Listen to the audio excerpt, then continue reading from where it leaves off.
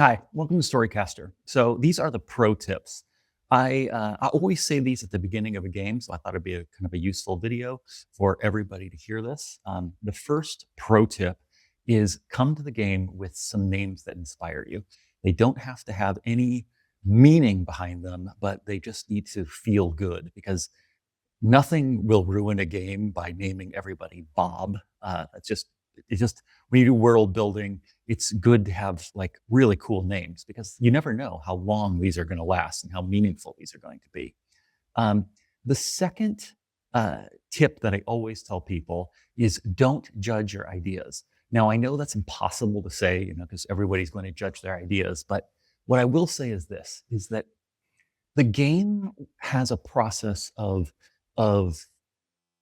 finding the good ideas. And so trust in that system. So the best way to do it is to answer for between 30 seconds and a minute and try not to judge your own ideas. They will, all of the cream will raise to the top as you know when you play through the game.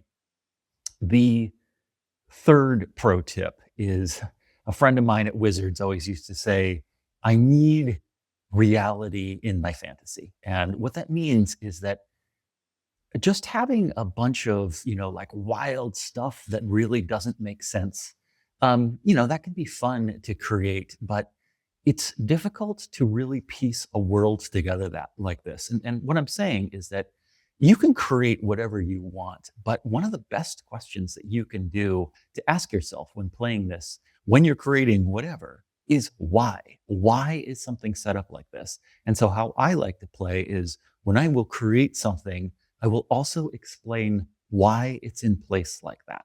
The last pro tip that I have is called mundane is the new black. And what that means is that when you're creating in a fantasy world, you don't need to always have things like the gods are dying and dragons are blowing things apart.